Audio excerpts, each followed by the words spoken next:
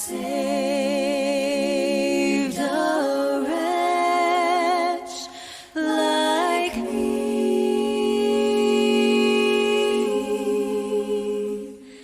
I once was lost, but now I'm found. Was blind, but now I see.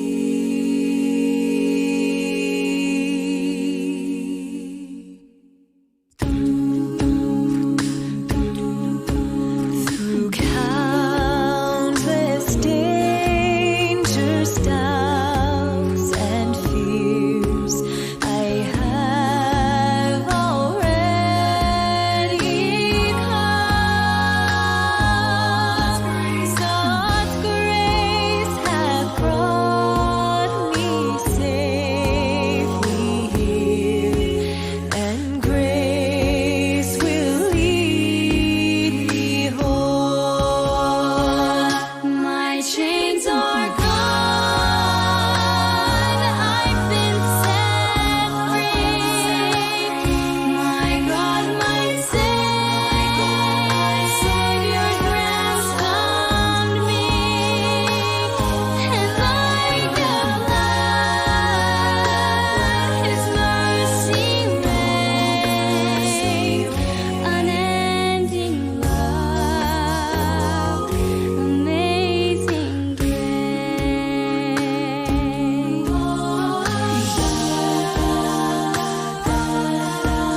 His guiding hand shall be my stay, His strength with me abide.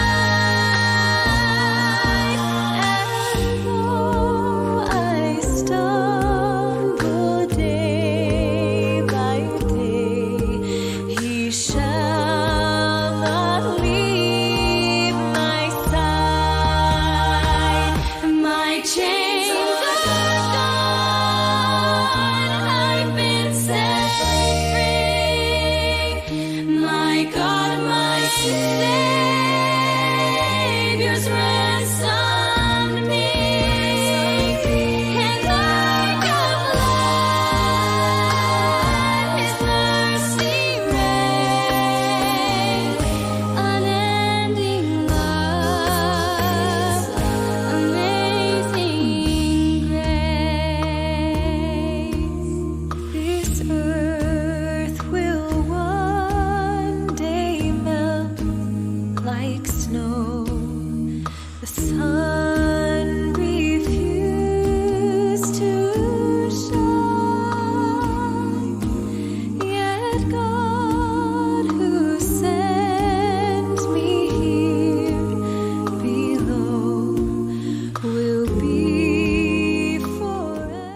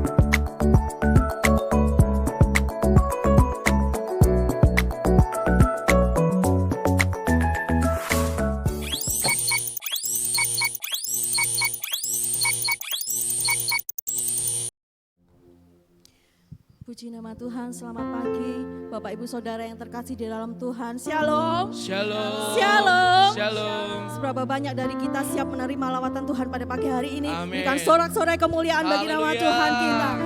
Yes, terima Terima kasih Tuhan, terima kasih.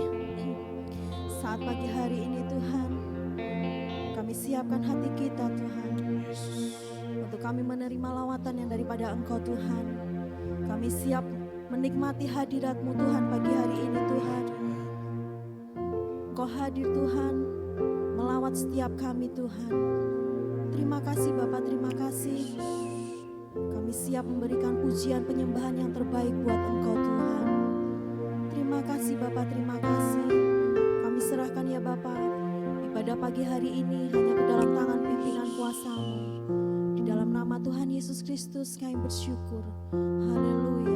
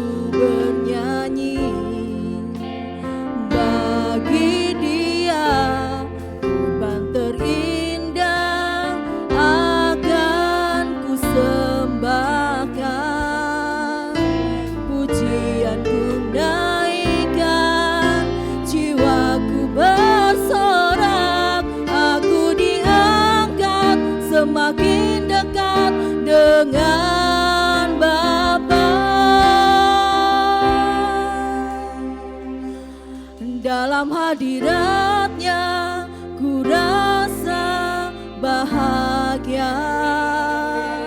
Dalam hadirat-Nya ada damai dan sejahtera. Dalam hadirat-Nya ku temukan iman kekuatan. Dalam hadirat-Nya ku temukan kasih-Nya. Terima kasih Tuhan, terima kasih Yesus. Kami mau berdiam dekat Engkau Tuhan.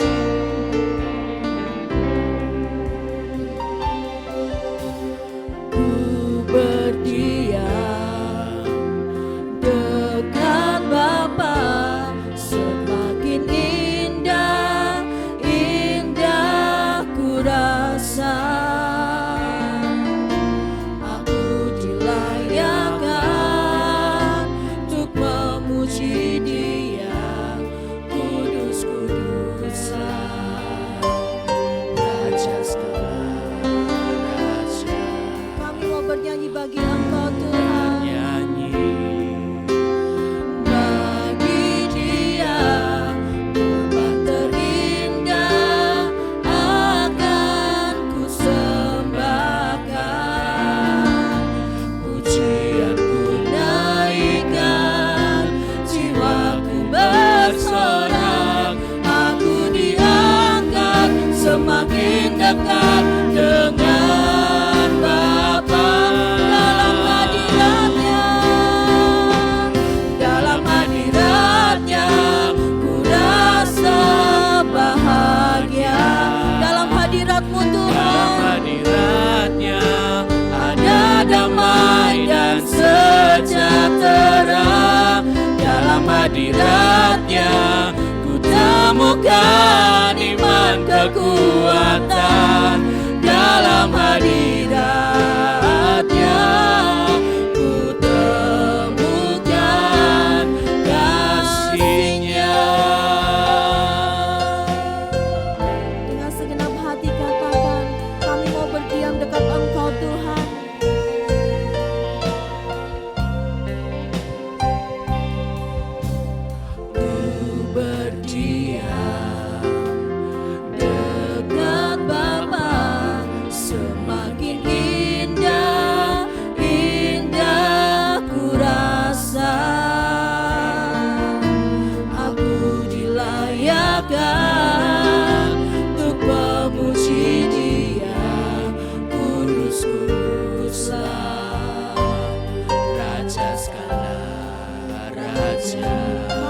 bernyanyi bagi Engkau Tuhan. Bernyanyi bagi Dia korban terindah akan ku sembahkan, pujian ku naikkan, jiwaku bersorak, aku diangkat semakin dekat dengan Bapa. Dalam hadiratnya, dalam hadiratnya ku rasa bahagia. Dalam hadirat-Mu Dalam Tuhan, hadiratnya ada damai dan sejahtera. Dalam hadiratnya ku temukan iman kekuatan. Dalam hadiratnya ku temukan kasih-Nya. di dalam hadirat-Mu Dalam Tuhan, hadiratnya ku rasa bahagia.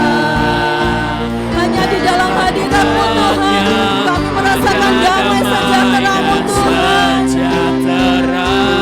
Dalam hadiratnya ku temukan iman kekuatan. Dalam hadiratnya ku temukan kasih-Nya.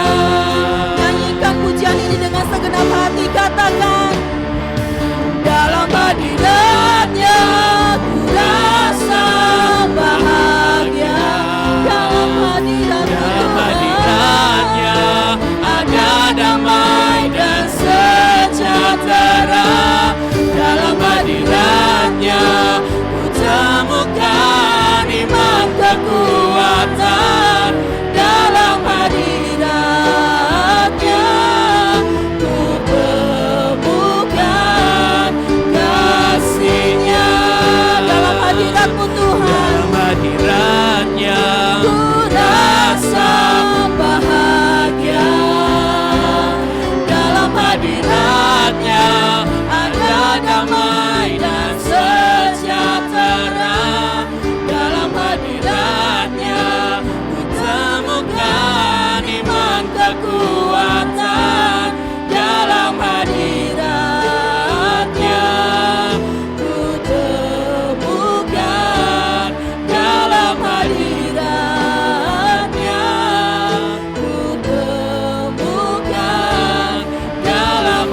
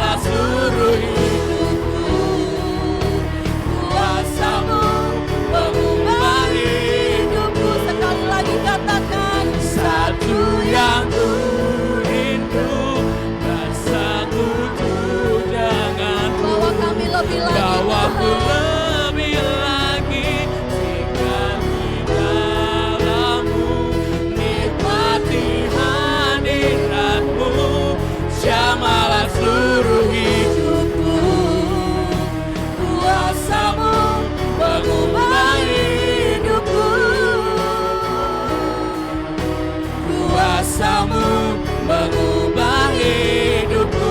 Kuasamu mengubah hidup kami Tuhan. Kuasamu mengubah hidupku.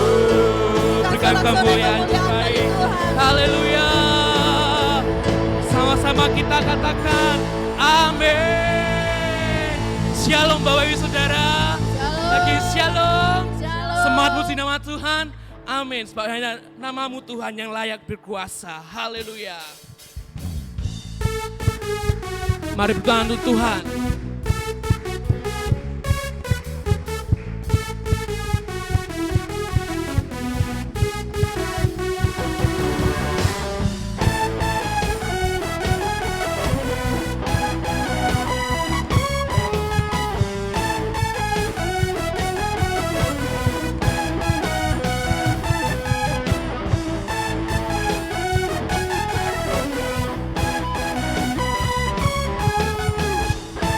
Mari sama-sama katakan.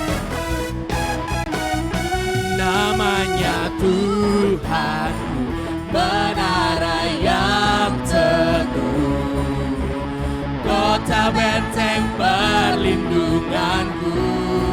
Allah yang perkasa,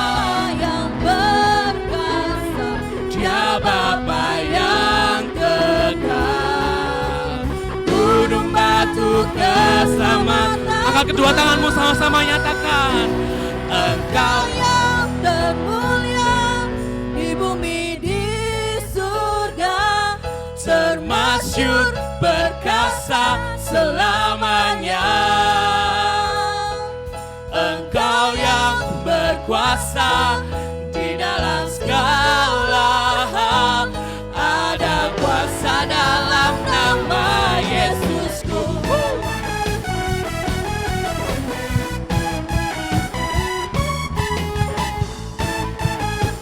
Sama-sama nyatakan. Namanya Tuhan, menara yang teguh, kau kota benteng kami Tuhan. perlindunganku. Allah yang perkasa, Dia Bapa yang kekal, gunung batu. Siap melompat untuk Tuhan. Engkau yang termulia di bumi di surga, termasyur perkasa selamanya. Engkau yang berkuasa di dalam segala hal, ada kuasa dalam nama Yesus. Engkau yang termulia, Engkau yang termulia di bumi di surga, termasyur perkasa selamanya. Engkau yang berkuasa di dalam segala hal, ada kuasa dalam nama Yesusku. Sebab ada satu nama, nama yang dapat membebaskan kita, nama yang dapat menolong kita. Amin. Amin. Mari sama-sama kita katakan. Nama di atas segala nama, nama yang telah membebaskanku. Segala kuasa tunduk pada nama itu, Yesus Tuhan, segala Tuhan. Nama di atas segala nama, Nama di atas segala nama, nama yang telah membebaskanku. nama yang telah membebaskanku. Segala kuasa tunduk, segala kuasa tunduk pada nama itu, Yesus Raja, Raja.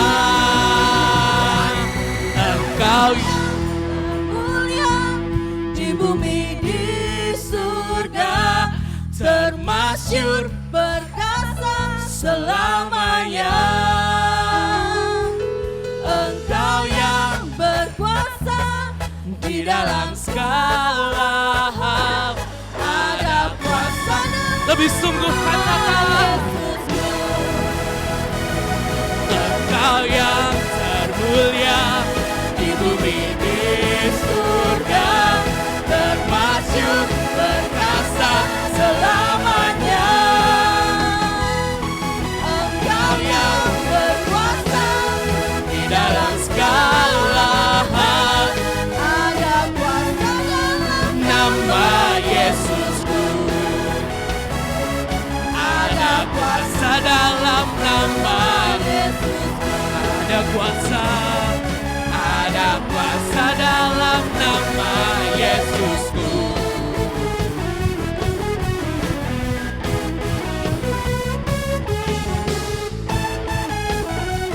Berikan sorak-sorai kemuliaan terbaik untuk Tuhan kita Yesus Kristus. Haleluya. Masih semangat Bapak Ibu Saudara? Masih semangat? Selamat kesorakan haleluya. Sorakan haleluya. Mari Tuhan untuk Tuhan.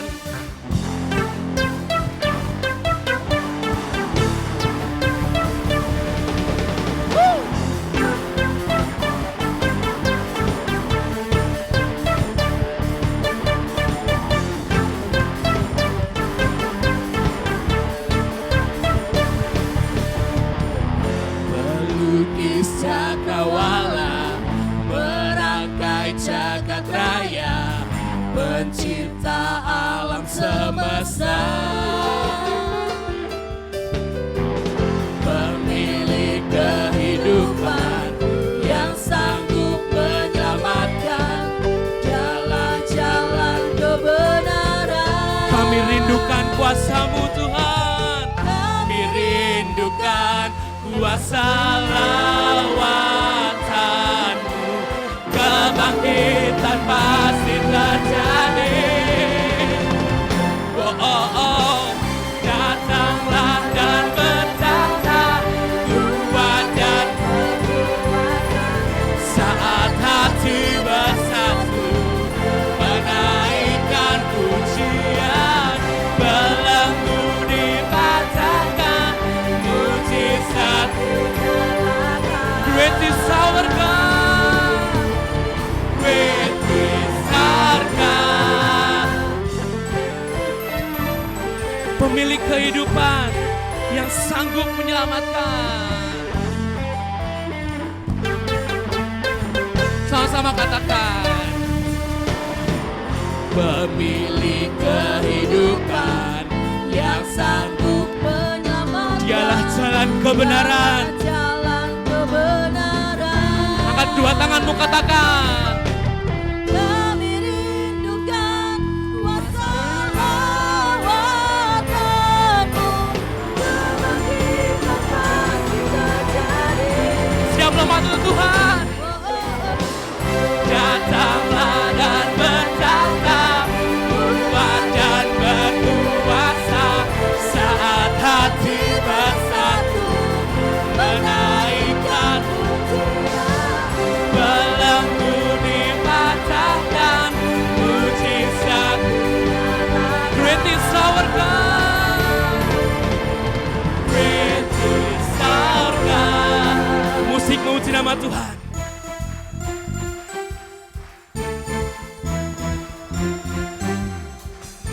Sebab Engkau sungguh berkuasa Tuhan, baik dulu, sekarang, sampai selama-lamanya.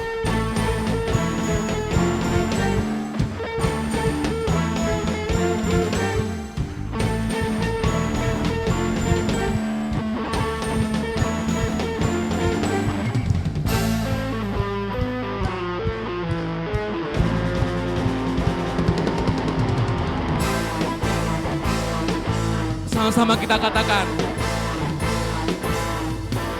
kami rindukan kuasa lawatan-Mu,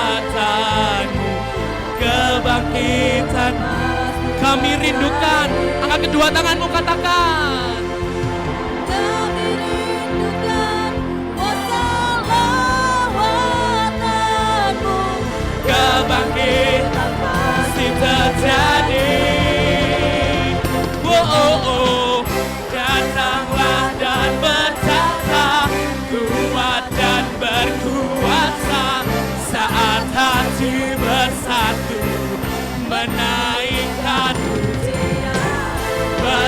ku dipatahkan, mujizatmu great is our God, great is our God, great is our God, great is our God. Dengan kemuliaan yang terbaik untuk Tuhan kita Yesus Kristus. Silakan duduk kembali Bapak Ibu Saudara. Haleluya. Terima kasih Yesus. Yesus. Kami sungguh yakin dan percaya Tuhan, Engkau hadir di tempat ini melawat setiap kami Tuhan. Kuasa-Mu sungguh bekerja Tuhan. Terima kasih Yesus.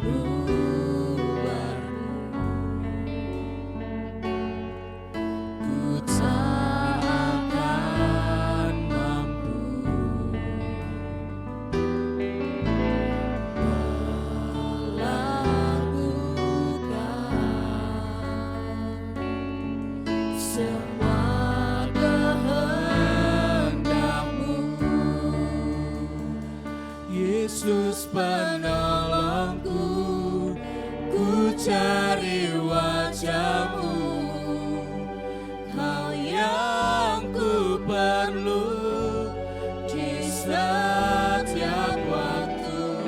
Tiada ku takut, sebab Kau besertaku, karena Kau Tuhan di atas segalanya.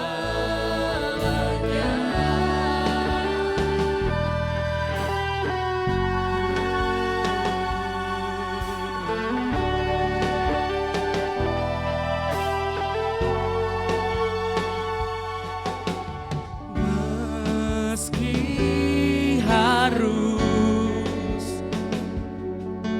ku lewati lembah, namun Engkau tak lepaskan aku. Kau penolong kami Tuhan, yang ku perlu di setiap waktu. Tiada ku takut, sebab Kau besertaku, karena Kau Tuhan di atas segalanya. Yesus penolongku, ku cari wajah-Mu, Kau yang ku perlu di setiap waktu. Tiada ku takut, sebab Kau besertaku, karena Kau Tuhan di atas segalanya. Yesus penolongku, ku cari wajah-Mu, Engkau yang kami perlu Tuhan. Oh Yesus, di setiap waktu. Tiada ku takut, sebab Kau besertaku,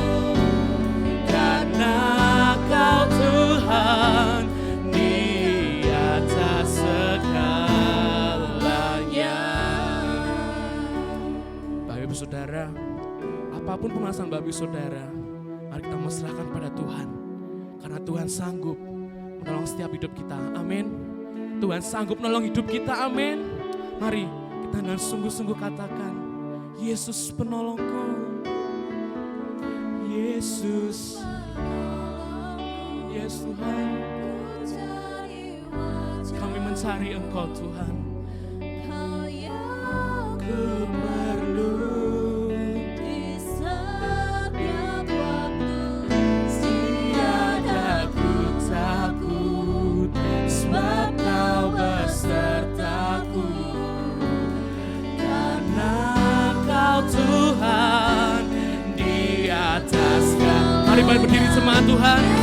Penolongku, ku cari wajah Engkau yang kami perlu Tuhan. yang ku perlu Di setiap waktu Kau kepada hambanya. tiada ku takut Sebab Kau besertaku.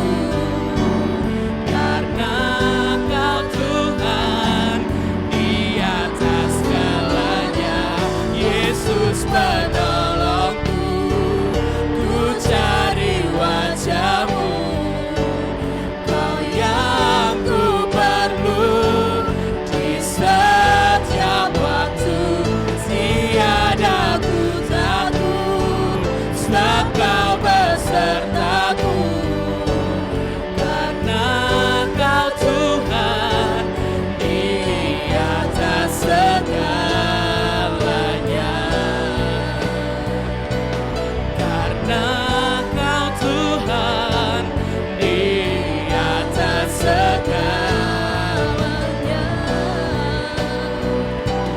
Karena Kau Tuhan di atas segalanya.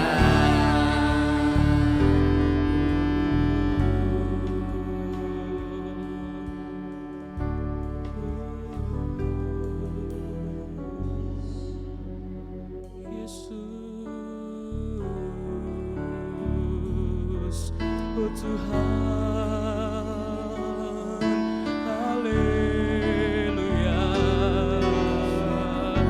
haleluya, oh, Yesus,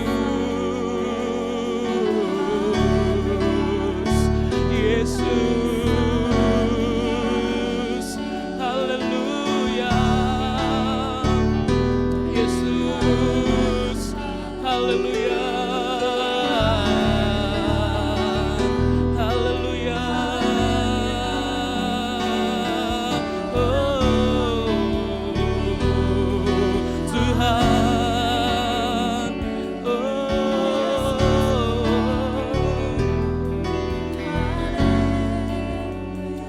Yesus, oh Tuhan, haleluya,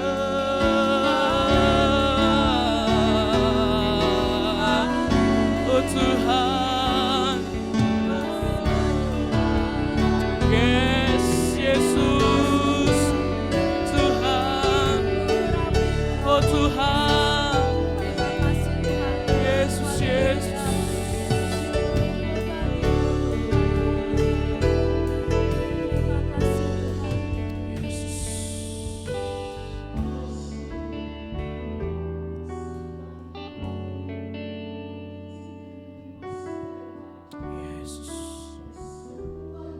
Yes.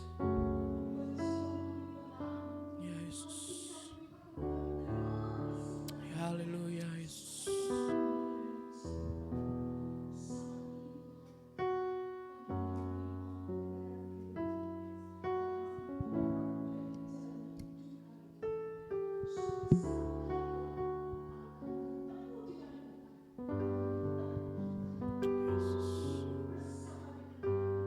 Amin.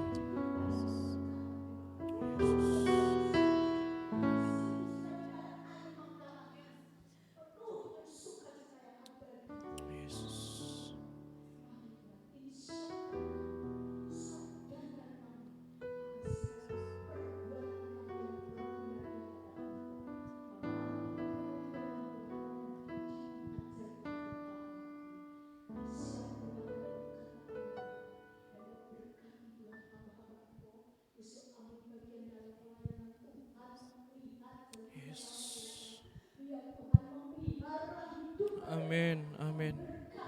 Amin. Yesus.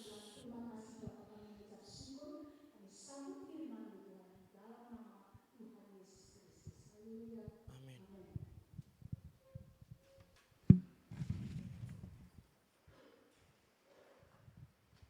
Shalom.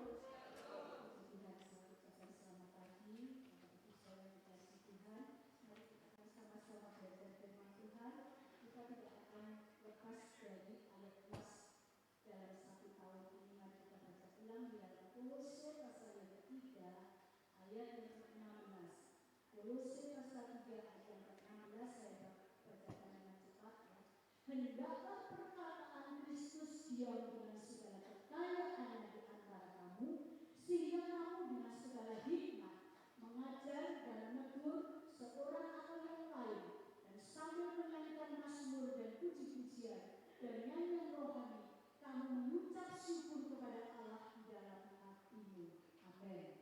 Puji Tuhan, saudaraku, selalu kita diingatkan agar supaya perkataan Kristus, firman Allah, itu tinggal di dalam hidup kita.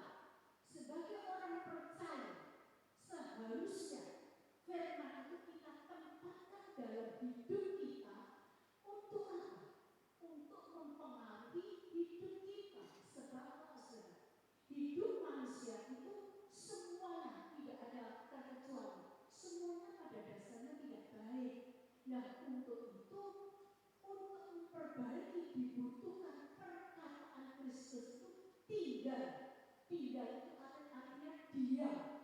Untuk mempengaruhi hidup kita. Untuk mempengaruhi apa? Supaya mempengaruhi hidup kita dari yang tidak baik ini menjadi orang yang hidup memperkenan hati Tuhan. Nah, saudaraku, kalau firman Allah itu benar-benar kita respon dengan baik dan kita tempatkan dalam hidup kita, punya pengaruh yang sangat luar biasa.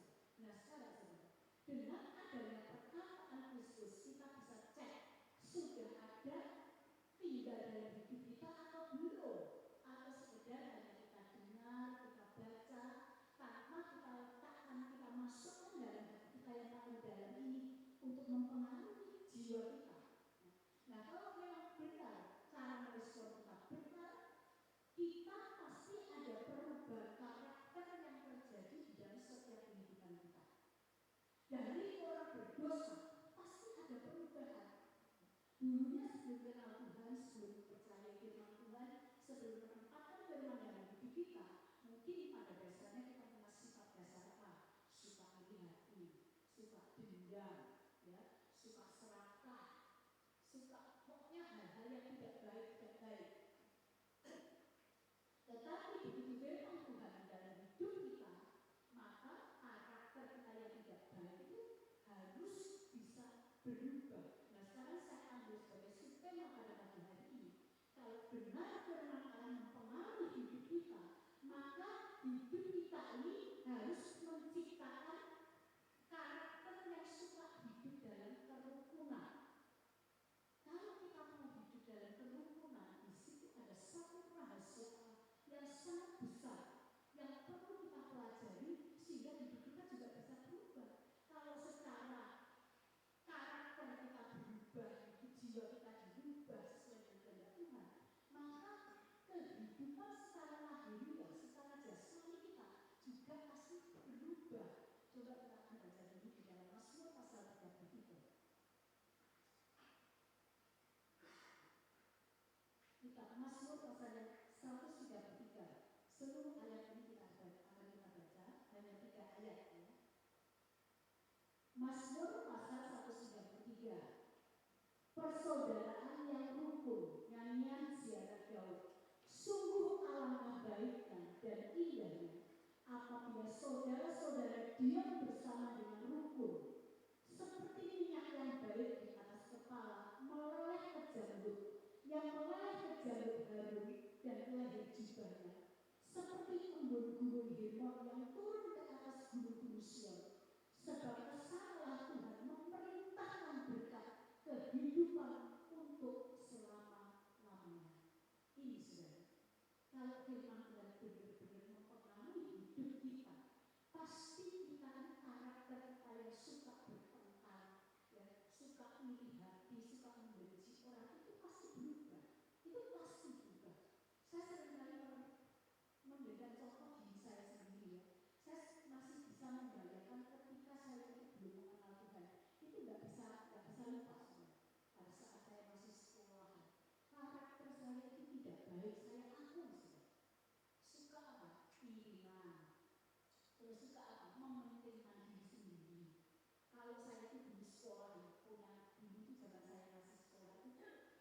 menghapus itu ya. Dulu itu kan baunya wangi gitu ya, menghapus yang warna-warna itu ya. Waktu saya itu, dulu saya keluarga yang tidak mampu punya penghapus seperti itu saja sudah semuanya minta ampun. Itu saya emang saya sembunyikan di tas saya. Tapi kalau saya menggunakan, saya pakai punya teman saya. Itu karakter yang tidak baik. Punyanya sendiri, emang orang Jawa ngomong, emang keong, tapi yang diambil punyanya, yang dipakai punyanya teman. Itu sifat asli saya. Dan medit, pokoknya hidup hanya berpusat pada diri sendiri. Pokok aku senang, pokok aku punya, pokok aku bahagia, gak mikirkan orang lain. Itu saya dulu.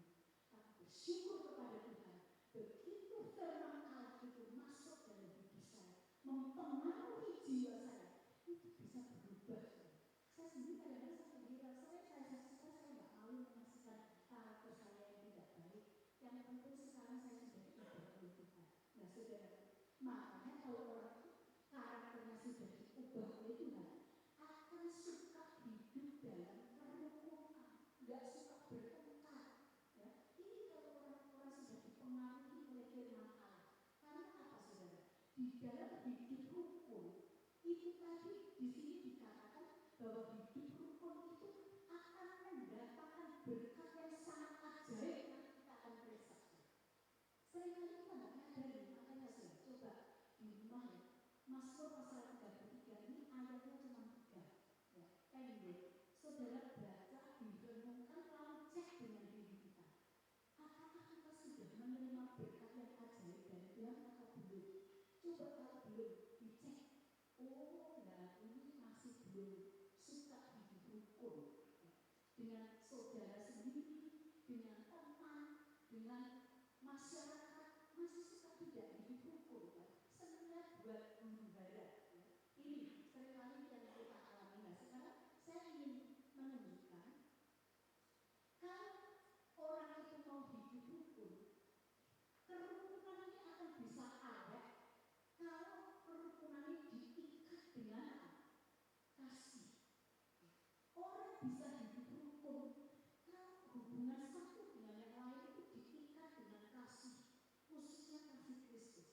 Kasih Kristus itu mengikat tali persaudaraan yang kuat. Hubungan suami istri akan bisa kuat sampai akhir hidup. Maut yang memisahkan kalau diikat dengan tali kasih Kristus. Masalah dalam rumah tangga masih ada. Tidak ada orang berumah tangga kok suami istri tidak pernah cekcok, itu saya kira tidak ada dalam dunia. Tetapi sekalipun permasalahan dalam hidup di dunia ini banyak, tapi kalau masing-masing diikat dengan kasihnya Kristus, hidup rukun itu akan menjadi awal. Tetapi kita mau belajar pada pagi hari ini, kira-kira kalau orang itu ingin hidup rukun, ada virus atau penyakit yang mempengaruhi, yang merusak kerukunan ini atau tidak? Nah, pagi hari ini kita mau belajar apa yang menjadikan manusia itu terpecah belah, tidak bisa hidup rukun. Itu penyakitnya sebetulnya apa? Coba kita mau periksa supaya kita sadar kalau memang itu ada dalam hidup kita. Kita harus berjuang untuk membuat dan menempatkan firman yang mengalami hidup kita. Coba kita akan periksa penyakitnya itu apa. Yakobus pasal 4 ayat yang kelima. Ya. Ini ayat sebetulnya sudah pernah saya sampaikan, tapi saya ingin kembali mengulang karena seringkali terjadinya pertengkaran, percekcokan satu dengan yang lain, baik di rumah tangga, di masyarakat, di gereja. Penyakitnya ya ini yang seringkali kita belum menginisiasi, belum menyadari. Kita akan baca ulang. Yakobus pasal 4 ayat yang kelima. Ya, sudah simak ayat ini. Janganlah kamu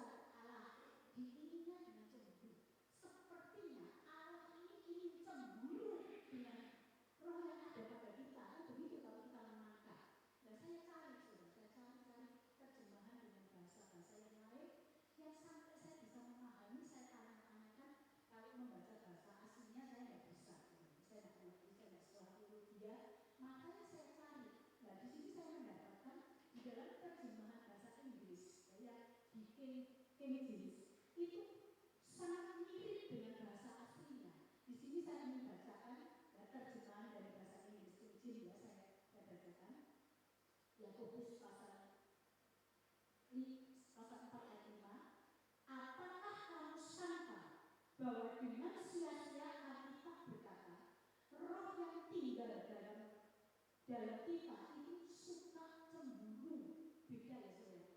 Artinya juga kalau kita cermati dengan yang kita baca dalam dalam terjemahan baru, itu kok rasanya agak beda. Memang kebenaran kata bahasa Indonesia dan itu memang kurang banyak ya saudara. Dan ini dalam bahasa Inggris ini terjemahannya sangat mirip sekali dengan aslinya. Di situ dikatakan, apakah kamu sangka bahwa dengan sia-sia Alkitab berkata. Jadi Alkitab berkata itu tidak sia-sia. Roh yang tinggal dalam kita itu suka cemburu. Jadi yang suka cemburu itu roh yang ada dalam kita, bukan Allah yang ingin cemburu. Kalau dari terjemahan ini kan saudara nanti yang punya HP yang ada terjemahan beberapa itu, saudara bagi-bagi lihat. Nanti saudara akan temukan bahasa yang mirip dengan bahasa aslinya. Yang dimaksud itu roh yang ditempatkan Allah, roh yang ada pada diri manusia itu gemar, suka cemburu. Ini roh sejak manusia jatuh di dalam dosa, maka roh yang ada pada diri manusia itu roh yang kurang baik, roh yang tidak baik. Karena roh itu suka cemburu. Saya buka ya dalam Kamus Bahasa Indonesia, apa toh sinonimnya cemburu itu, sinonimnya persamaan kata dari cemburu itu antara lain iri hati, egois, ya, tidak baik. Ini sifat tidak baik, iri hati. Roh iri hati itu pasti mementingkan diri sendiri, ya, suka miliknya orang, terus gampang melihat orang itu, gampang cemburu, terutama kesuksesan orang. Coba saudara perhatikan ya, kalau firman Allah ini berkata, firman Allah itu tidak pernah salah. Di sini tadi dikatakan roh yang ada pada diri manusia gemar iri hati. Ya, gemar cemburu artinya suka, senang dengan cemburu, dengan iri hati. Saudara perhatikan anak kecil yang sudah mungkin baru bisa belum 1 tahun. Saudara amati, saya sering kali mengamati. Kalau misalnya ini anak ini ya kakak beradik contohnya. Terus ini si kakak ini mungkin gelayutan apa ngerangkul memeluk mamahnya. Si kecil ini gimana saudara reaksinya? Seringkali nggak boleh ya toh. Artinya mamahnya ini ya hanya milikku, yang lain nggak boleh punya. Itu artinya bahwa roh dari diri manusia itu bahasa Jawanya gawan bayi, ya, bawaan dari lahirnya itu sudah gemar dengan iri hati, tidak baik, ya, iri hati itu tidak baik. Nah sekarang tinggal kita, ini cara kita mengatasi ini terus mengembangkan roh iri hati ini, atau kita harus mengikis habis sampai hilang sama sekali roh iri hati itu dari diri kita. Tinggal kita, hidup ini adalah pilihan. Mana yang kita kembangkan? Firman yang tinggal, yang mempengaruhi jiwa kita, atau roh yang tidak baik, roh iri hati, roh egois, roh geram, ini yang kita kembangkan dari diri kita. Hanya 2 pilihan. Kalau kita merespon firman Allah dengan benar dalam hidup kita izinkan mempengaruhi hidup kita, maka sifat karakter yang tidak baik ini nanti pasti terkikis. Tadi sudah saya saksikan toh, bahwa diri saya itu aslinya tidak baik. Tapi sekarang saya diubah oleh Tuhan. Sampai saya itu kadang-kadang sudah gampang berbelas kasihan sama orang. Ya. Kadangkala kalau saya misalnya punya berkat hanya sedikit, orang lain lebih membutuhkan. Saya seringkali ngalah, udah saya enggak apa-apa. Misalnya saya butuh beli sesuatu ya, ada orang yang lain yang lebih penting dari itu. Kadang-kadang untuk beli obat saya pending, udah biar dipakai yang lain yang lebih membutuhkan. Itu saya sendiri kadang-kadang memikirkan kok bisa ya saya ya. Padahal saya dulu enggak seperti itu. Itu begitu. Karena apa? Firman Allah kita persilahkan, kita izinkan dalam Kolose 3 ayat 16 tadi mempengaruhi jiwa manusia ini sehingga bisa berubah. Tapi kalau saudara tidak merespon firman dengan benar dan tidak mengizinkan firman itu merubah jiwa kita, sifat yang tidak baik ini akan kita bawa terus sampai pada akhir hidup kita. Dan kita tidak akan bisa masuk dalam rencana Allah, masuk dalam kerajaan Allah. Saudara perlu tahu, kita perlu tahu bahwa roh iri hati ini sangat mengerikan kalau kita biarkan. Dia akan berdampak luas saudara. Akan bisa membawa manusia itu jatuh ke dalam dosa-dosa yang sangat keji. Saya ambil contoh yaitu kehidupan dari Kain. Ada banyak contoh saya tuliskan di dalam warta ya saudara. Dan di dalam Alkitab masih banyak lagi ya, banyak lagi. Dosa iri hati yang berdampak pada kehidupan yang sangat mengerikan. Contohnya nanti yang kita periksa yaitu tentang Kain dan Habil. Tapi saudara bisa lihat Saul dan Daud. Saul itu nyawanya diselamatkan oleh Daud. Harusnya Saul itu sudah mati dibunuh oleh Goliat. Tapi diselamatkan oleh Daud.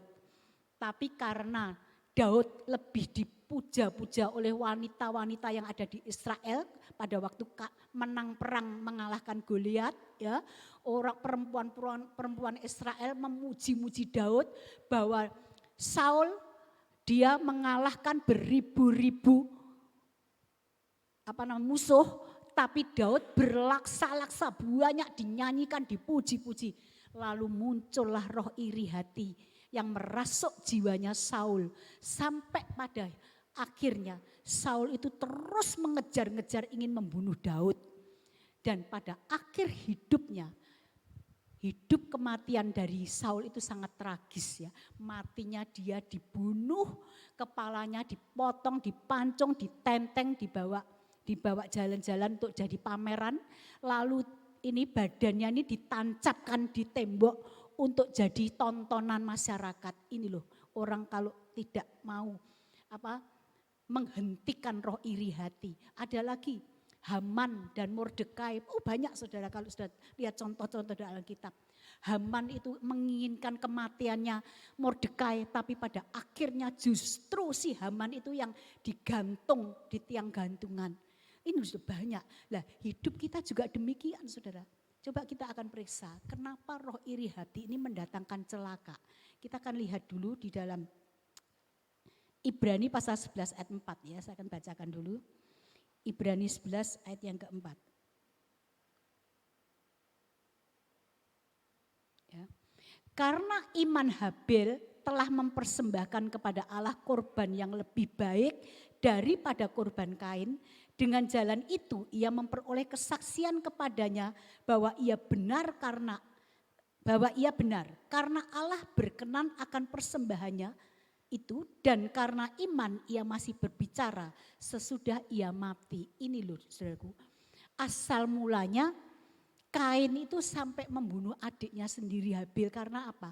Karena roh iri hati. Pada waktu sama-sama keduanya itu memberikan persembahan kepada Allah, maka persembahannya Habil itu diterima Tuhan, persembahannya Kain ditolak. Nah, roh iri hati nanti saudara baca ya di dalam Kejadian pasal 4 ayat 3 sampai 16, di situ dikatakan ketika persembahannya Kain ditolak, persembahannya Habil diterima, maka roh iri hati ini menguasai dirinya Kain sampai Tuhan menegur, mengapa kamu geram, mengapa kamu marah? Kalau kamu tidak cepat berubah, itu sebetulnya suara Roh Kudus sudah didengungkan di dalam hati nuraninya si Kain. Roh Kudus itu sudah menyuarakan, tapi Kain tidak mau mengalahkan roh iri hatinya. Pada akhirnya adiknya diajak keluar ya ke padang lalu dibunuh. Padahal roh iri hati memang setiap manusia itu ada ya. Tapi ada roh iri hati positif, ada roh iri hati negatif. Contohnya manusia itu boleh saudara punya rasa iri itu boleh, tapi kita harus periksa irinya harus iri yang positif. Sebab kalau orang itu tidak punya roh iri yang positif, manusia tuh juga kasarnya Allah kerja ya asal-asalan, ya toh. Allah wis ngene pokoknya dadi ya sudah, melayani ya asal-asalan.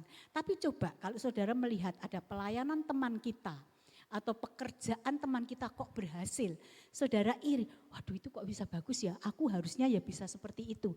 Itu masih baik saudara. Cuman cara mengembangkannya, kita jangan seperti Kain. Harusnya Kain itu melihat persembahan adiknya kok diterima. Kalau kita membaca di dalam Ibrani pasal 11 ayat yang keempat tadi, di situ dikatakan bahwa persembahan Habel memperkenan hati Allah. Bersumber dari hati. Sebab Tuhan itu tidak melihat besar kecilnya persembahan antara Kain dan Habel. Tidak memperhitungkan perbedaan wujud persembahan yang diserahkan Habel dan persembahan yang diserahkan Kain. Allah tidak memperhitungkan itu. Tapi yang dilihat oleh Tuhan adalah hati. Hatinya Habel itu hati yang tulus. Hati yang mencintai Allahnya sehingga dia cari persembahan itu yang memperkenan hati Tuhan. Dia pilih yang terbaik. Ya, dia cari lembu-lembu yang terbaik. Bukan nilai mahalnya saudara. Tapi nilai penghargaannya, penghormatannya dia terhadap Tuhan. Tapi Kain itu karena hatinya sudah kurang cinta sama Tuhan. Kurang menghormati Tuhan, ya asal. Dia beri asal kepada Tuhan. Sehingga yang diterima itu persembahan Habel. Harusnya Kain itu melihat, kenapa ya kok persembahan adikku diterima kok aku tidak. Cari tahu. Seperti kita dulu saudara, kalau mengiri, kenapa ya temanku itu kalau dia mimpin pujian kok bagus, kok ada lawatan hadirat Tuhan. Kita pasti ada rasa iri toh. Kenapa ya aku kok belum bisa ya. Aku kok belum bisa memimpin pujian seperti itu ya. Atau yang bekerja. Kenapa ya aku kok belum bisa bekerja diberkati seperti temanku itu. Cari saudara. Dulu saya pada waktu di GBT sama-sama buka fotokopi saudara. Ya, teman saya berangkatnya hampir bersamaan. Teman saya bisa diberkati luar biasa ramenya. Sementara saya enggak saudara. Saya enggak bisa seperti dia. Saya cari saudara. Kenapa? Saya lihat. Cintanya teman saya kepada Tuhan jauh lebih tinggi daripada saya. Hatinya dia jauh lebih baik terhadap Tuhan daripada saya. Saya harus mengejar, berusaha cari perkenanan Tuhan. Kalau dia hidupnya memperkenan Tuhan, saya berusaha. Bagaimana ya supaya bisa saya lebih sungguh. Oh, saya masih iri hati, saya harus saya buang. Yang iri hati yang negatif. Jangan kalau kita iri kita kembangkan ingin menjatuhkan. Ciri-cirinya orang yang iri hati negatif adalah kalau dia sudah iri atas keberhasilan orang. Orang ini pasti akan berusaha untuk menjatuhkan. Coba saudara selidiki, mungkin kita punya saudara atau punya teman ya. Kalau melihat kesuksesan kita atau kesuksesan orang lain lalu iri ingin menjatuhkan. Menfitnah sana sini, menyebarkan berita-berita buruk. Bukankah di antara kita sering kali terjadi seperti itu saudara? Kenapa tidak bisa tercipta kerukunan? Sedangkan di dalam Mazmur pasal 33 ayat 1-3 di bagian ayat yang ketiga dikatakan Tuhan akan mencurahkan, bukan tidak mencurahkan, Tuhan akan memerintahkan berkat. Berkat itu diperintah sama Tuhan. Turun kamu ke sana. Coba kalau Tuhan yang memerintah, siapa yang bisa merintangi? Tidak ada saudara. Kalau Tuhan sudah perintahkan, hayo berkat, kamu turun ke sana ke anakku si A. Tidak ada orang yang mau mengekat. Ya, misalnya stop, jangan berkat ini dienggokkan ke sana. Tidak ada orang yang bisa mengalahkan kuasa Tuhan. Oleh karena itu, kalau kita iri secara negatif itu salah. Sebab berkat itu sudah ditakar dan ditentukan oleh Tuhan. Kalau Tuhan sudah memerintahkan berkat kepada si A, siapapun tidak akan bisa menahan. Dalam firman Tuhan dikatakan, kalau pintu sudah ditutup, tidak ada satu kekuatan apapun yang mampu membuka. Kalau pintu sudah dibuka oleh Tuhan, tidak ada sesuatu apapun yang bisa menutup pintu berkat itu. Nah kalau tahu kita bahwa firman itu berkata demikian, mari kita akan koreksi. Kalau ada roh iri hati tidak lekas dibuang, ini nanti akan berdampak kepada dosa-dosa lain yang sangat besar, saudara. Sangat besar. Orang bisa yang dulunya itu saudara, kadang-kadang saudara sekandung, saudara. Bisa tega untuk membunuh. Ini loh Kain Habil, ini kan saudara sekandung. Bisa membunuh, saudara. Kita pun juga demikian. Kalau kita tidak lekas-lekas sadar membuang roh iri hati ini tadi, maka kita akan bisa mencelakai orang lain. Coba contoh lagi Yusuf, ya. Yusuf itu diiri oleh saudara-saudaranya, ya toh. Padahal Yusuf itu orangnya baik. Dia cinta orang tua, dia cinta Tuhan. Kenapa orang tuanya Yusuf lebih mengasihi Yusuf? Karena anak saudara-saudaranya Yusuf yang lain itu nakal-nakal, saudara. Dia suka, mungkin kalau sekarang ya, suka mabuk-mabukan, ya, suka berjudi, suka berkelahi. Ya toh ini saudara-saudara Yusuf dikatakan kalau dia sedang ada di ladang, sedang ada di di pengembalaan domba, maka saudara-saudaranya seringkali hidup di dalam dosa. Sedangkan Yusuf dia itu suka tinggal dekat dengan orang tuanya dan hidupnya memperkenan hati, menyukakan hati orang tua. Sehingga bapaknya lebih cinta kepada Yusuf. Yusuf ini dikasih jubah yang sangat indah dan mahal. Nah saudara-saudaranya iri. Dengan iri ini Yusuf ini dia disengsarakan oleh saudara-saudaranya. Kalau saudara membaca dalam kisahnya. Pada waktu Yusuf disengsarakan oleh saudara-saudaranya sampai dijual di negeri Mesir, jadi mau dijadikan budak di sana, ternyata Allah mengubah. Orang itu coba bandingkan ya, di dalam warta sudah saya kasihkan contoh-contoh ini loh perbandingannya. Kalau orang iri hati mengirikan yang diirini, orang yang diirini justru diberkati Tuhan, tapi orang yang iri justru menderita. Saudara-saudaranya Yusuf dia mengalami menderita kelaparan. Tetapi Yusuf justru dia dipakai oleh Tuhan menjadi orang nomor 1 di negeri Mesir. Dia punya kuasa mengatur seluruh keadaan yang pemerintahan yang ada di Mesir. Dan dia sangat bahagia hidupnya. Sampai dia harus menjadi berkat buat saudara-saudaranya itu saudaraku. Oleh karena itu mari kita mau belajar. Jangan kita mengembangkan roh iri hati di dalam diri kita. Kita buang.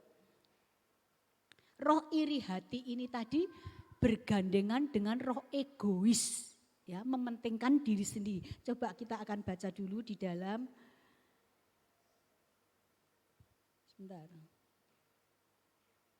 Yakobus pasal 3, Yakobus pasal yang ketiga, ayat 14 sampai dengan yang ke-16. Saya akan bacakan, ya. Yakobus pasal 3 ayat 14 sampai dengan yang ke-16. Jika kamu menaruh perasaan iri hati dan kamu mementingkan diri sendiri, janganlah kamu memegahkan diri dan janganlah berdusta melawan kebenaran. Itu bukanlah hikmat yang datang dari atas, tetapi dari dunia, dari nafsu manusia, dari setan-setan. Sebab di mana ada iri hati dan mementingkan diri sendiri, di situ ada kekacauan dan segala macam perbuatan jahat. Ini cukup jelas saudara. Firman Tuhan mengatakan ya bahwa roh iri hati dan egois jangan kita bangga. Ya, artinya apa? Jangan kita bangga. Jangan dipelihara. Ya, jangan dipelihara. Alah ya ben, ya biar. Pokok aku begini ya begini, mau apa kamu? Ya, rasanya kita bangga dengan roh yang tidak baik ini. Di sini dikatakan roh iri hati, roh egois itu bukan hikmat, bukan dari atas, bukan dari ajaran Tuhan, tetapi dari siapa? Dari dunia. Ini roh iri hati, roh dari dunia, dari nafsu manusia. Memang tadi rohnya yang sudah ditempatkan dalam diri manusia yang gemar iri hati tadi, ini dari nafsu manusia dan dari setan-setan. 3 kekuatan yang menyatu untuk menguasai. Kalau kita tidak sadar, maka roh dari dunia, roh dari nafsu manusia, roh dari setan-setan ini akan mengikat kuat diri manusia sampai pada akhirnya kita tidak punya karakter yang baik. Ya, tidak punya karakter yang baik. Selalu kalau melihat keberhasilan orang iri, ya, ingin menjatuhkan.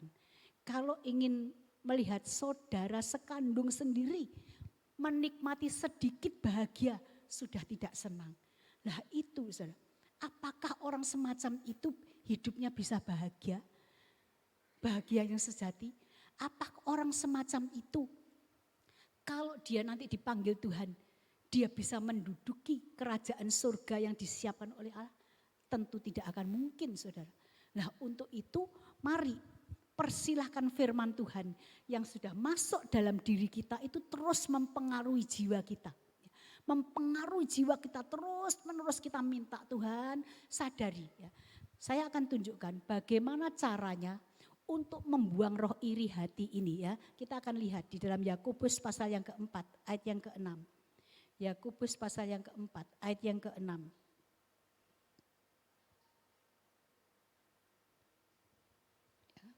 Yakobus pasal 4 ayat yang ke-6, tetapi kasih karunia yang dianugerahkannya kepada kita lebih besar daripada itu. Karena itu ia katakan Allah menentang orang yang congkak tetapi mengasihani orang yang rendah hati. Selalu tidak bosan-bosan saudara ya. Saya katakan, saya sampaikan ya, milikilah roh rendah hati. Tuhan katakan Allah melawan orang yang congkak, yang sombong. Orang yang sombong itu orang yang tidak butuh firman. Ya merasa Allah aku tanpa firman aku ya hidupku ya baik-baik saja. Itu orang sombong, tidak ada manusia baik. Tetapi Allah mengasihani, menganugerahkan. Ya, menganugerahkan kepada orang yang rendah hati. Kalau orang rendah hati dia akan sadar ya Tuhan. Diri saya itu masih banyak hal yang tidak baik. Itu orang rendah hati, mau ngakui. Kalau salah mau ngaku, itu orang rendah hati. Tapi kalau sudah salah, ngeyel, tidak mau ngakui kesalahan, itu orang sombong. Ya. Nah kalau kita merendahkan hati di hadapan Tuhan, Tuhan saya sadar bahwa diri saya ini tidak ada yang baik. Saya masih suka iri yang tidak baik. Saya masih egois. Hidup saya itu hanya berpusat pokok diriku bahagia, pokok diriku kelimpahan, pokok diriku itu punya segalanya. Yang lain masa bodoh urusan mereka, itu orang egois. Tadi sudah dikatakan roh semacam itu datangnya dari dunia, datangnya dari hawa nafsu manusia, datangnya dari setan-setan. Apakah terus akan kita kembangkan dari diri kita? Tidak kita sadari dan merendahkan diri di hadapan Tuhan. Tuhan, saya butuh anugerah-Mu Tuhan. Untuk mengubah hidupku yang tidak baik ini. Menjadi orang yang memperkenan hati Tuhan. Kalau dengan tulus hati saudara, kita mengakui di hadapan Tuhan. Pasti Allah yang penuh dengan belas kasihan. Dia akan turun tangan membantu kita, menolong kita. Lewat kuasa Roh Kudus dan firman-Nya. Menyadarkan kita dan kita buang. Ya ini tidak baik, tidak perlu dikembangkan. Lalu isi dengan firman. Dan firman ini nanti akan bisa bekerja saudara. Tapi kalau manusianya sudah sombong, tidak butuh dibenarkan. Maka firman ini ya akan tertolak keluar saudara. Siapapun toh yang menyampaikan. Pendeta besar pun saudara hanya kagum dengan orang yang menyampaikan. Tapi tidak kagum dengan firman. Ini loh kesalahannya saudara. Seringkali salah kita. Kita hanya kagum dengan pengkhotbah. Tapi tidak kagum dengan firman. Ini yang sulit untuk merubah hidup kita. Tapi kalau kita kagum dengan firman. Firman itu kita baca saja. Sudah bisa berbicara secara tersendiri dalam hidup kita. Dan kita akan bisa berubah.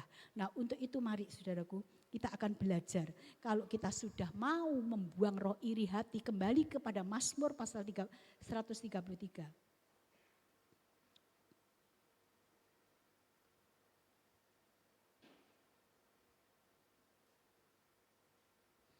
Ya, di dalam ayat yang kedua, kalau kita sudah mau hidup di dalam kerukunan, maka di sini dikatakan orang yang hidup rukun seperti minyak yang baik di atas kepala meleleh ke janggut, yang meleleh ke janggut Harun dan ke leher jubahnya. Seperti embun gunung Hermon yang turun ke atas gunung-gunung Sion, sebab kesanalah Tuhan memerintahkan berkat kehidupan untuk selama-lamanya. Ini loh, berkatnya orang yang sudah diubah hatinya oleh Tuhan. Ini ada berkat yang ajaib. Seperti minyak, saudara kalau membaca dalam terjemahan lain di situ dikatakan minyak bukan sembarang minyak, saudara. Tapi minyak yang sangat mahal harganya, saudara. Itu untuk mengurapi kepala Harun, terus minyak itu meleleh sampai ke janggut dan jubahnya Harun. Apa artinya, saudara? Minyak itu berbau harum.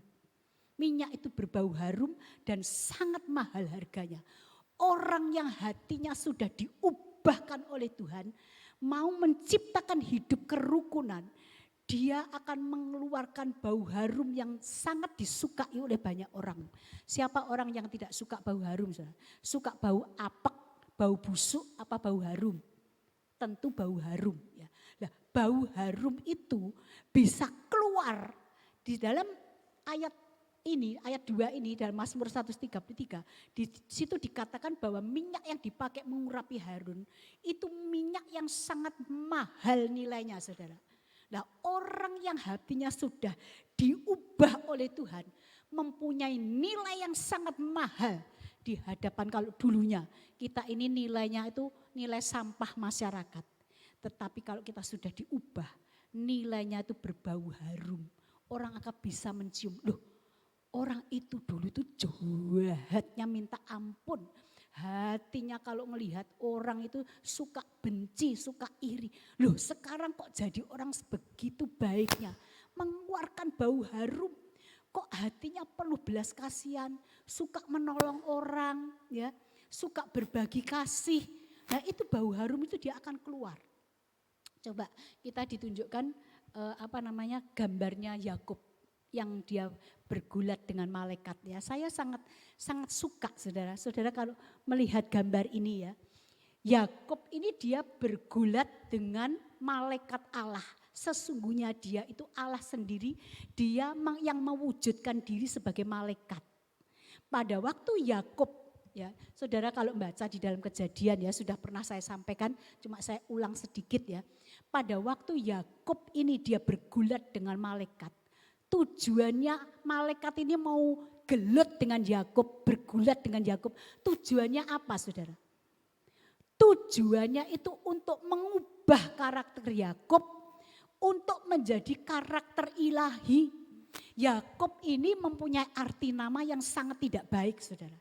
Artinya Yakub itu artinya suka merampas hak orang. Ya, berarti kan ada iri hatinya, ada egoisnya, ya toh. Dia berkatnya Esau, ya, dirampas sama dia. Memang sebetulnya memang sudah dijual, tetapi seharusnya tidak demikian caranya, ya saudara. Maka Yakub ini mempunyai arti nama yang tidak baik. Selain egois, iri hati, dia juga penipu, ya. Arti dari Yakub itu penipu. Maka pada waktu dia bergulat dengan malaikat itu, dia dipukul oleh malaikat Tuhan itu, pangkal pahanya dipukul sampai dia terpelecok. Ya, tapi dia tidak mau melepaskan malaikat Allah ini, dia gulat terus, lepaskan aku, enggak aku lepaskan. Sebelum engkau memberkati aku tidak akan melepaskan. Lalu malaikat Allah ini berkata, siapa namamu? Yakub. Mulai sekarang namamu bukan Yakub, tetapi Israel. Israel itu artinya pangeran Allah. Allah sebagai pangeran yang ada dalam hidupnya Yakub. Maka Yakub ini namanya diubah. Nama yang mempunyai arti, ini satu gambaran karakter yang tidak baik. Sifat bawaan dari Yakub dari lahir itu dibuang, dikalahkan, diubah dengan karakter ilahi. Baru Yakub bisa terima berkat yang ajaib. Coba saudaraku, kalau saat ini kita belum mendapatkan berkat yang sesungguhnya sebagai hak kita. Mungkin kita bekerja kok sulit, ya. Aku bekerja kok seringkali tidak bisa berhasil. Aku membangun rumah tangga kok seringkali enggak bisa berhasil. Cekcok terus, ya. suami istri cekcok, anak dengan orang tua cekcok, ya. Terus di tengah-tengah pelayanan juga begitu sering kali cekcok satu dengan yang lain.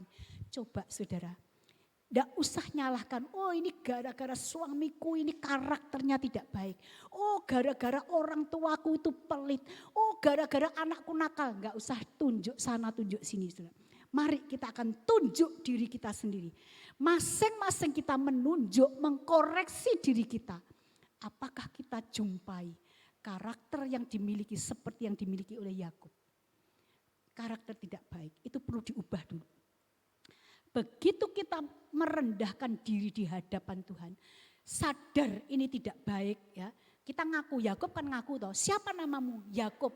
Enggak malu dia ngakui nama yang busuk, nama yang punya arti busuk dia enggak malu. Jangan kita malu mengakui dosa kita, saudara. Orang sombong itu malu mengakui dosa kita di hadapan Tuhan. Merasa benar, makanya selamanya enggak bisa berubah. Tapi kadang-kadang orang kok gak izin toh dosa kok diceritakan nih. Kalau dosa masa lalu enggak masalah saudara, yang penting perjalanan hidup sekarang. Orang yang mau merendahkan diri di hadapan Tuhan ngakui, ya Tuhan ini loh saya Tuhan. Busuk hati saya Tuhan. Karakter saya enggak baik. Saya masih suka menyimpan dendam, menyimpan kepahitan, kecewa, iri hati, egois dan lain sebagainya. Akui di hadapan Tuhan. Seperti diakui Yakub. Tuhan akan kata oke. Ambil sifat karaktermu yang baik, cabut di dalam nama Yesus. Dan Allah gantikan karakter ilahi dalam hidup kita. Setelah itu saudara, kejadian apa yang terjadi pada Yakub? Yakub diberkati Tuhan di luar akal manusia. Kalau saudara memeriksa. Yakub ini terintimidasi. Dia dicengkram dengan roh kematian saudara. Sebab apa? Ketika dia mengambil hak kesulungan dari Esau, maka Esau bersumpah bahwa dia akan membunuh Yakub. Sampai Yakub disuruh pergi sama ibunya untuk ke rumah pamannya. Tapi ya si Esau masih menyimpan dendam geram. Sewaktu-waktu aku ketemu dengan Yakub, Yakub pasti aku bunuh. Tetapi saudara, keajaiban yang terjadi setelah Yakub diubah menjadi Israel, karakter ilahi masuk dalam hidup Yakub. Maka yang nampak dari hidupnya Yakub bukan Yakub lagi, tapi kemuliaan Allah. Wibawa Allah yang nampak dari hidupnya Yakub. Buktinya ketika Yakub ketemu dengan Esau. Pada waktu Esau mau ketemu diiringi dengan 400 orang. Wah Yakub keder saudara. Keder dia, ingat masa lalunya. Tetapi ternyata Tuhan memerintahkan temui kakakmu. Ya Tuhan yang memerintahkan. Pada saat mereka ketemu, roh yang ingin membunuh tadi loh saudara, diubah dengan ajaib. Maka Yakub dirangkul, dipeluk, diciumi sambil bertangis-tangisan saudara. Apakah bukan itu satu berkat yang ajaib? Itu berkat yang ajaib yang terjadi saudara. Mungkin kita sudah dicengkram dengan roh kematian karena penyakit, karena kemiskinan, karena kurang bahagianya kita terintimidasi dengan kematian. Tetapi kalau kita jatuh ke tangan Tuhan, kita mengakui kesalahan kita, Allah akan ubah. Kutuk kematian akan diubahkan oleh Allah menjadi kutuk berkat. Klaim itu berkat dari Allah saudaraku. Tapi ingat, semua karakter yang tidak baik perlu dibuang dulu dari hidup kita. Sebab Tuhan tidak akan mencurahkan berkatnya di wadah yang kotor, yang penuh dengan dosa. Allah tidak akan berikan. Allah hanya berikan kepada berkatnya kepada wadah yang bersih. Dari itu jangan kita malu, jangan kita sombong. Akui kesalahan kita. Coba tunjukkan petanya saudara. Berkat ajaib apa yang diberikan oleh Tuhan yang tertulis di dalam Mazmur pasal 133.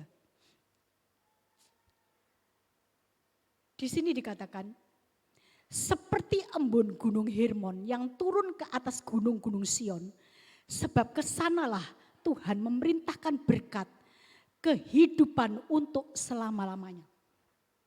Coba petanya saudara. Ya. Kurang kelihatan ya, bisa diperbesar? Baik, saya terangkan saudara ya. Di sini dikatakan Tuhan memerintahkan berkat. Berkat tidak dicurahkan tapi diperintah oleh Allah. Kemana Tuhan memerintahkan berkat? Dari Gunung Hermon sampai ke gunung-gunung Sion. Kalau saya lihat di peta saudara, saya buka. Saya cari tahu Gunung Hermon itu dengan Gunung Sion. Itu jaraknya berapa? Kalau saya lihat di peta, di situ dikatakan lebih dari 300 kilometer saudara, jauhnya. Coba saudara renungkan ya. Tadi saya katakan bahwa Allah memerintahkan berkat secara ajaib. Yang sekarang mungkin kita itu sulit untuk terima berkat. Gak mungkin aku bisa begitu. Aku gak mungkin bisa diberkati seperti itu. Tapi kalau kita mau benar-benar hidup di dalam kebenaran firman, Allah perintahkan berkat secara ajaib. Gunung Hermon dengan bukit-bukit Sion itu jaraknya 300 lebih kilometer, 300 kilometer lebih. Kalau ditempuh dengan perjalanan mobil kurang lebih 5 jam. Kita bayangkan Surabaya PP ya, mungkin Madiun Banyuwangi ya. Madiun Banyuwangi berapa? Berapa Pak Yusuf Madiun Banyuwangi? Ya, anggap aja segitu ya. Coba kalau gunungnya itu Gunung Hermonnya itu di Sarangan, masuk akal tidak kalau embunnya sampai di Bukit Sion yang kira-kira di Banyuwangi. Coba kita renungkan. Embun itu biasanya kalau turun di mana? Kalau misalnya gunungnya di Sarangan, kita nggak usah bayangkan bukit di Gunung Hermon ya saudara. Mungkin kita nggak ngerti. Wong di Israel koyok seperti apa, nggak ngerti. Bayangkan saja misalnya Gunung Hermonnya itu Gunung Lawu. Biasanya kalau dia mengalirkan embun sampai mana saudara? Paling-paling ngerong, ya toh, ngerong Pelaosan, Magetan, ya enggak sudah. Sudah sampai ke Madiun saja sudah hilang embunnya, ya enggak, sudah hilang. Apalagi kok mengalir sampai ke Banyuwangi, rasanya mustahil. Tapi Tuhan katakan, Allah memerintahkan berkat itu secara ajaib.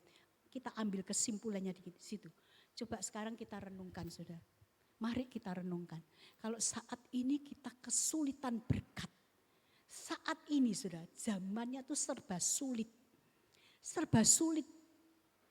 Orang cari nafkah saja sulit. Ya. Hubungan suami istri untuk tetap harmonis sampai akhir hidup itu berat. Itu sulit, sudah diakui saja ya. Enggak mungkin saudara, enggak ada tantangan-tantangan itu enggak mungkin saudara. Oh enggak kok aku rukun terus sampai akhir hidupku. Enggak ada masalah, oh ya saudara. Saya kira enggak mungkin saudara, kita bukan malaikat. Kita manusia yang hidup dalam daging, jujur saja.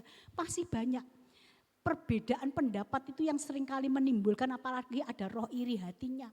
Ya, seringkali enggak bisa berjalan dengan harmonis. Tapi saudara, semua yang tidak baik ini tadi, hubungan keluarga, saudara satu dengan yang lain, hubungan suami istri, hubungan anak dengan orang tua, hubungan kita sepelayanan satu gereja, dan juga berkat-berkat secara ekonomi. Kalau saat ini kita tidak bisa menerima dengan lancar dan baik, tapi kalau kita mau hidup di dalam kebenaran firman, membuang segala sifat tabiat yang tidak baik, mengizinkan firman berkuasa dalam hidup kita, maka Allah yang akan memerintahkan berkat. Sekalipun Tuhan dalam kitab Mazmur dikatakan, aku menyediakan hidangan di depan para lawanmu. Apakah kita bekerja ini tidak banyak lawan-lawan kita sudah? Lawan dagang kita, oh banyak. Saya bekerja di tahun 2005 sebagai supplier bangunan. Sampai sekarang ini beda jauh. Persaingan banyak, tapi firman Allah katakan, aku menyediakan hidangan di depan para lawan-lawanmu. Kalau kita mau hidup benar di hadapan Tuhan, maka berkat yang ajaib itu akan menjadi bagian dalam hidup kita. Oleh karena itu apa untungnya kita pertahankan hidup yang tidak baik, roh iri hati, roh egois, roh kebencian, roh dendam, roh sakit hati. Kita terus kembangkan dalam hidup kita, apa untungnya saudara? Ini akan membawa kebinasaan dalam hidup kita. Pekerjaan kita dikutuk. Saudara tahu Kain hidupnya dikutuk oleh Tuhan. Tanah yang kamu pakai bercocok tanam dikutuk oleh Tuhan. Tidak akan bisa menghasilkan hasil yang baik untuk kamu nikmati. Karena apa? Kain mengembangkan roh iri hati sampai membunuh adiknya. Jadi orang yang tidak mau membuang sifat tabiat roh yang tidak baik ini, maka hidupnya akan ada di bawah kutuknya Allah. Berkat sulit untuk bisa turun. Kita akan terus menghadapi kesulitan demi kesulitan. Tapi Allah membukakan pintu berkat yang luas bagi kita yang mau merendahkan diri di hadapan Tuhan. Mari saudaraku, kita akan mau belajar ya. Memang kita belum sempurna. Banyak sekali kegagalan demi kegagalan, tapi jangan putus asa. Minta bantuan Allah Roh Kudus supaya menolong saudara dan saya memampukan hidup sesuai dengan kebenaran firman Tuhan. Amin. Tuhan memberkati. Kita nyanyikan 2 kali ya lagu Mazmur 133. Mari saya undang WL singer pemain musiknya.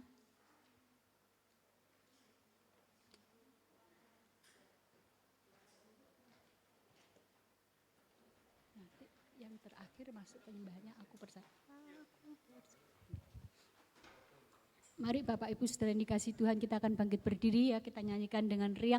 Dan kalau kita menyanyikan pujian ini coba diimani ya, diimani Tuhan memerintahkan berkat-berkat itu, katakan Dia perintahkan berkat turun dalam hidup kita.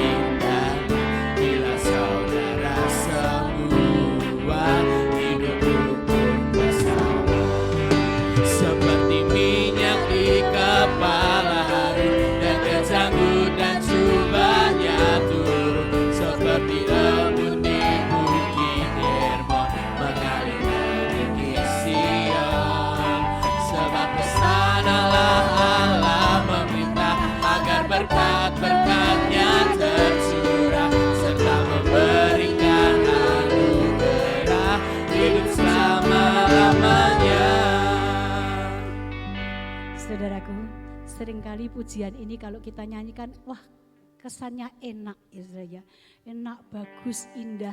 Tapi sudahkah kita menciptakan keindahan hidup dalam kerukunan? Coba saudara renungkan. Dalam rumah tangga saudara, sudahkah tercipta kerukunan? Suami istri saat ini sudah hidup rukun? Apakah sering masih seperti kucing dengan tikus yang kejar-kejaran untuk saling menerkam?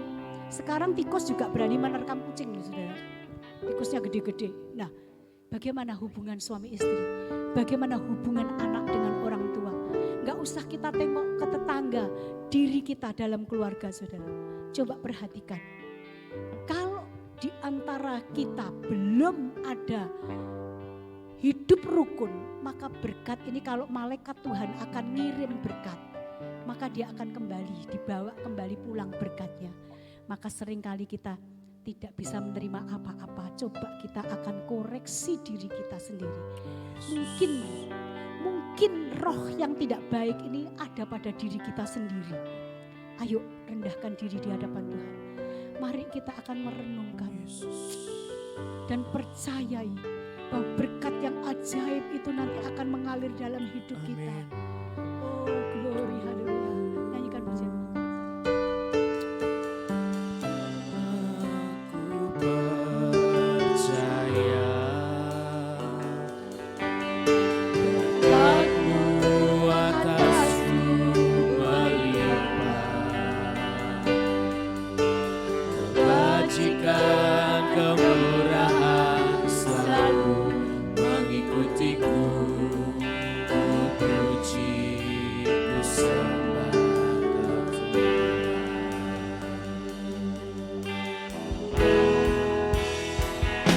Percayai. Aku percaya. Percayai berkat yang ajaib mengalir dalam hidup saudara. Atasku melimpah, kebajikan kemurahan selalu mengikutiku. Ku puji, ku sembah Kau Tuhan. Nyanyikan aku percaya, yakini. Aku percaya berkat-Mu atasku melimpah, Kebajikan kemurahan selalu mengikutiku.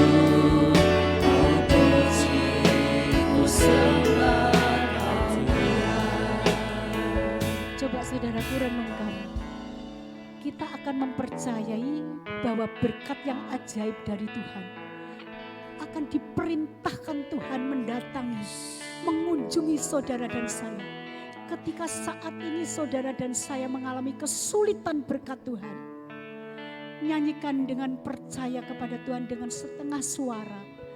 Yakini bahwa berkat yang ajaib itu akan diperintahkan Tuhan mendatangi saudara. Tapi akui di hadapan Tuhan, Tuhan aku buang semua perintah-perintah berkat Tuhan.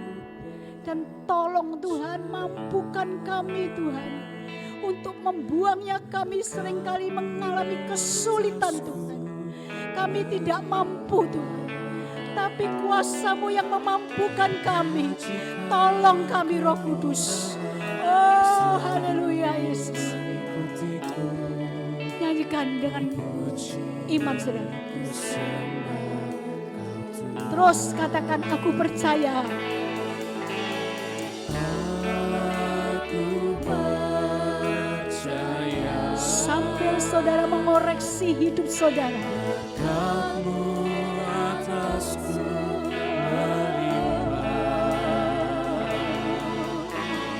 kebajikan kemurahan selalu mengikutiku. Ku puji, ku sembah.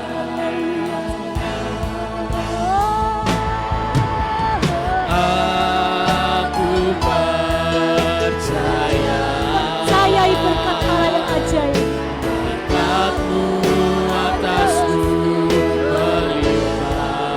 Yes Lord, kebajikan kemurahan selalu mengikutiku. Ku puji, ku sembah. Ku puji ku sembah oh Tuhan. Ku puji, ku sembah. Ku puji ku sembah. Ku puji, ku sembah. Sembah haleluya.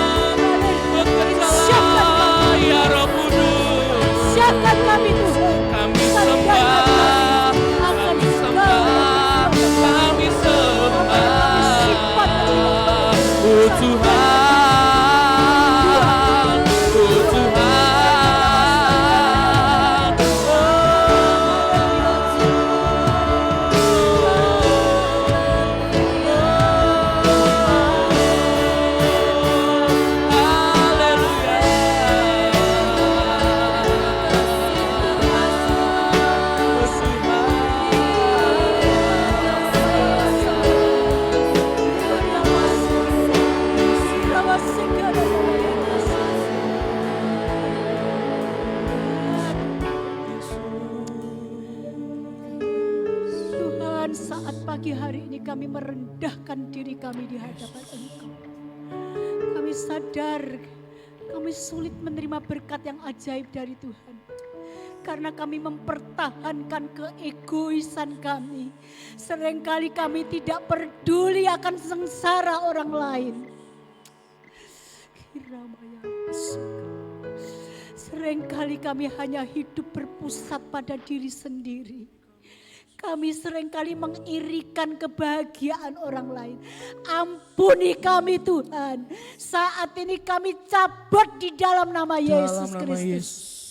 Dan kami percaya Tuhan, ketika hidup kami diubahkan seperti Yakub menjadi Israel, maka berkat yang ajaib akan diperintah Allah datang memberkati kami. Semua yang hadir diberkati Tuhan. Semua diberkati Tuhan. Semua dijamah Tuhan. Oh, kirabaya lama sangkaraya lama-lama. Yang sakit disembuhkan. Oh, yang berbeban berat dilepaskan. Yang sulit menerima berkat ekonomi diberkati dengan berkat ajaib. Haleluya. Pelayanan yang bantut diubah oleh Tuhan, diberkati, mendapat lawatan Allah Roh Kudus. Terima kasih Tuhan. Kami bersyukur Tuhan buat firman-Mu pagi hari ini. Biarlah Tuhan Roh Kudus akan terus bersuara di dalam hati kami, menginsyafkan kami, menyadarkan kami untuk kami berubah sesuai dengan firman yang ada dalam hidup kami. Terima kasih Bapa, kami mengucap syukur hanya di dalam nama Yesus kami berdoa dan bersyukur. Haleluya. Amin. Silakan duduk kembali Bapak Ibu Saudara.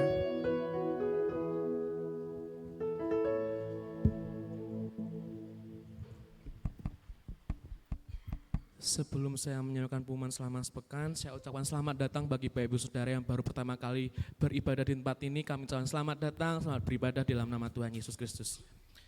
Baik, pengumuman selama sepekan, untuk hari Senin ada Komsel Utara di rumah Ibu Ngadiem. Kemudian hari Selasa ada Komsel Tengah di rumah Ibu Liskadi pukul 6 sore.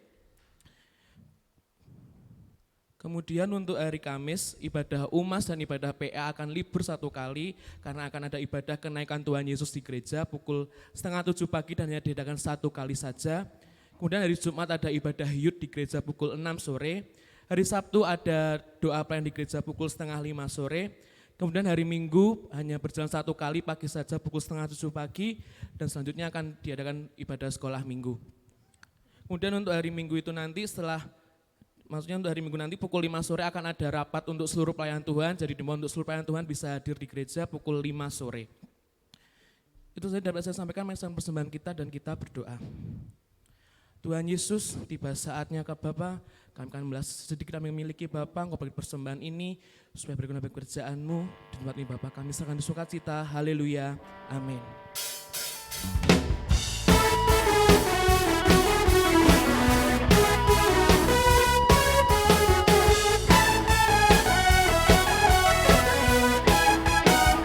Namanya Tuhanku, menara yang teguh, kota benteng perlindunganku, Allah yang perkasa, Dia Bapa yang kekal, gunung batu keselamatanku, Engkau yang termulia di bumi di surga, termasyur perkasa selamanya. Engkau yang berkuasa di dalam segala hal, ada kuasa dalam nama Yesusku.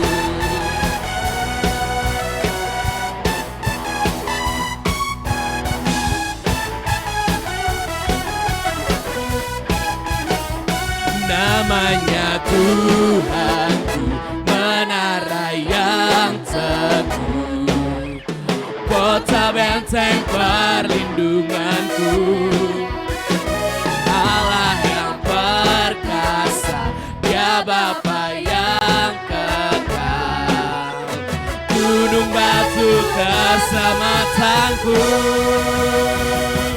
Engkau yang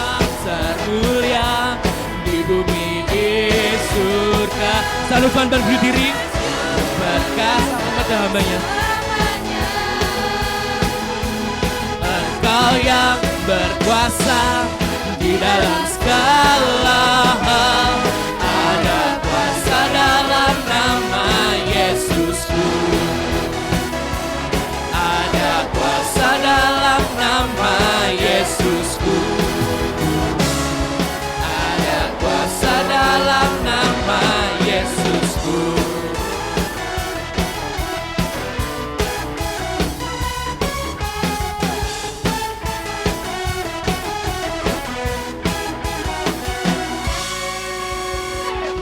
Haleluya. Tuhan memberkati persembahan Bapak Ibu sekalian. Saudara, karena hari Minggu itu minggu kelima, itu ibadah puji-pujian. Saya berharap ada satu kelompok atau dua kelompok yang akan memberikan persembahan. Ya, mungkin ada kesaksian juga akan dibatasi. Ya, sebab itu saya berharap setiap minggu kelima kita adakan ibadah pagi saja. Kita di situ kita akan adakan ibadah pujian. Sebab itu saya berharap mesti ada persembahan pujian. Nanti akan diatur sama koordinator acara bagaimana untuk acara hari Minggu. Dan jangan lupa seluruh pelayan Tuhan minggu kelima sore jam 5 kita akan adakan rapat gereja di tempat ini. Saya berharap pengumuman ini menjadikan undangan. Saya tidak akan menyebarkan undangan, saya akan menyampaikan melalui mimbar ini maupun nanti di dalam grup. Tuhan memberkati. Kita akan berdoa. Segala puji hormat kemuliaan bagi namamu Bapa. Terima kasih buat penyataan Tuhan dalam ibadah kami pada pagi hari ini. Kami dibekali dengan firman-Mu. Biarlah pada pagi hari ini kami tidak cukup hanya mendengar, tetapi meresponi, menghidupi firman-Mu di dalam kehidupan kami dan kami melakukan dalam kehidupan kami. Terima kasih Bapa. Di akhir ibadah Engkau izinkan kami semua untuk kami boleh belajar memberikan persembahan kepada Tuhan. Tuhan menguduskan dan memberkati persembahan ini. Persembahan boleh kami pakai untuk pekerjaan Tuhan di tempat ini. Tuhan memberkati setiap umat Tuhan telah memberikan persembahan kepada Tuhan pada pagi hari ini. Baik tatangan ucapan syukur maupun perpuluhan. Tuhan mengembalikan berlipat kali ganda. Terima kasih Bapa.